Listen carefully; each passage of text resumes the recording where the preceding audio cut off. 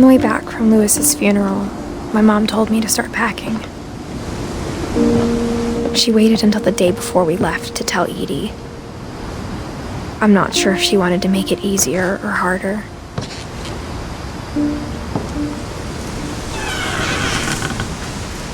I wish we'd stayed.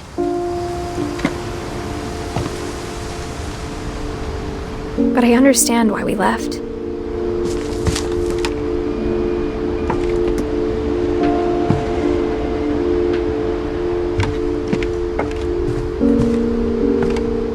My mom ended up leaving everything behind.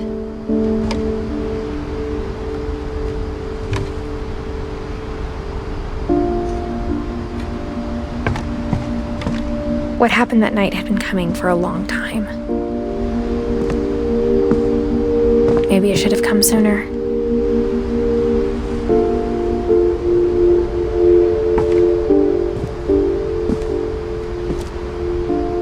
But it had to end one way or another.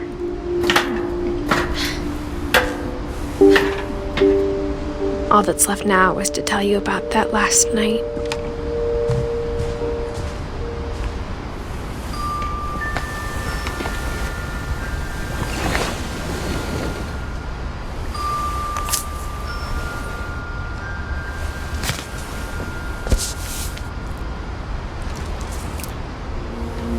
That whole last day, Edie just watched us pack and didn't say a word. Until supper, when she raised her glass and said, "To our final night together, and all our final nights apart." Grandma, you know what I said about alcohol. Some of your medications are very Edith, specific. I left a present for you in the hallway. Why don't you go open it? The grown-ups have to argue now. I'm sorry, you're right. We're all leaving tomorrow. Let's just enjoy our last... I'm not leaving. Edith, you're excused.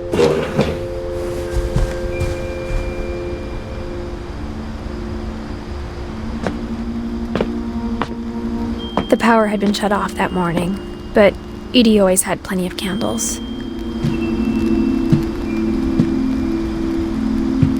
When my mom sealed the library, I don't think she knew about the other entrance. Or that Edie had a key to it.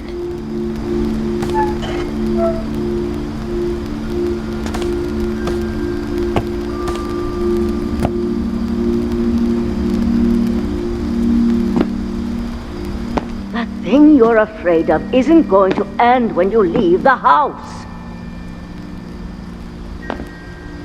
Edith has a right to know these stories. My children are dead because of your stories. I think it's best if Edith and I leave tonight. We'll have the nursing home send a van for you in the morning, okay?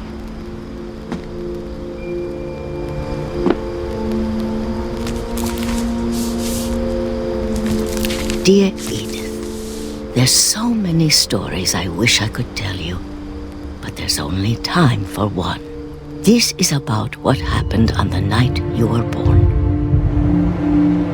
That night, the tide went way, way out. It was the first and last time I ever saw the old house aground. There'd been an earthquake out in the middle of the ocean. They called it the lowest tide in 1,000 years. God, it smelled awful. You know, I've seen that house every day of my life.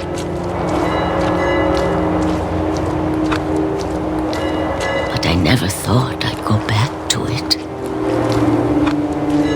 When the fog rolled in, I lost my way.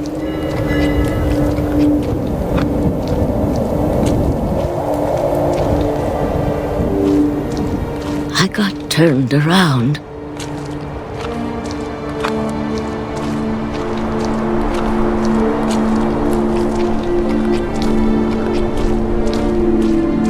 For a while, I wandered.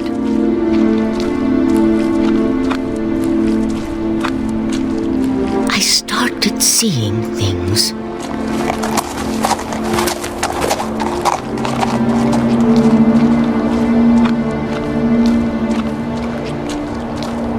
things I'd forgotten had ever existed.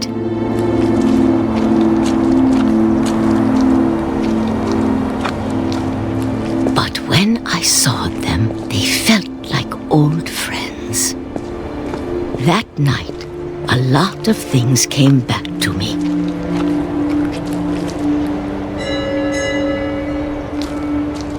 Or maybe I came back to them.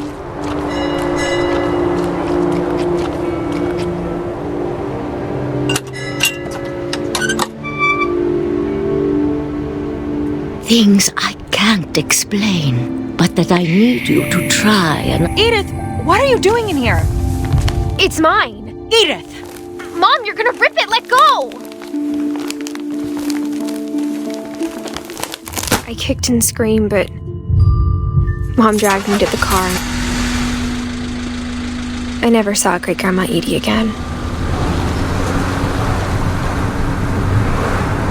The next morning, the van came to pick her up, but she was already gone.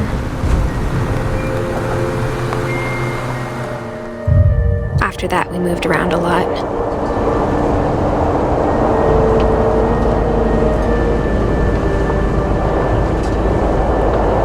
We both tried to make the best of it.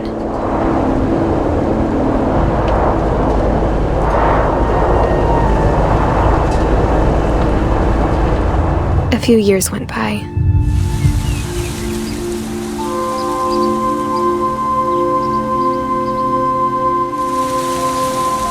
My mom didn't like to talk about it, but she started getting sick a lot. The rest happened pretty quickly.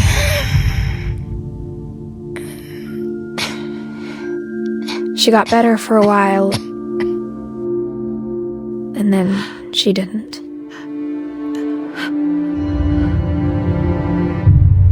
And then I was alone.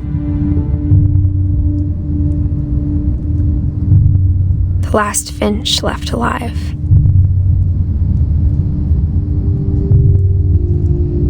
Until I found out about you. I'm still not sure what to tell you about all this. If we lived forever, maybe we'd have time to understand things. But as it is, I think the best we can do is try to open our eyes and appreciate how strange and brief all of this is.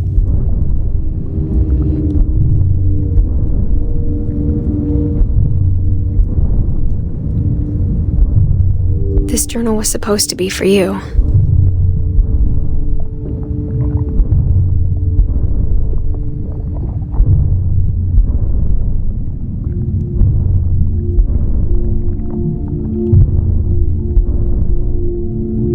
But now I hope you'll never see it. I just want to meet you and tell you all these stories myself. But I guess if you're reading this now, things didn't work out that way.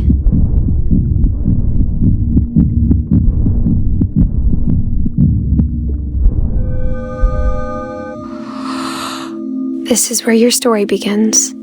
I'm sorry I won't be there to see it. It's a lot to ask, but I don't want you to be sad that I'm gone. I want you to be amazed that any of us ever had a chance to be here at all. Good luck.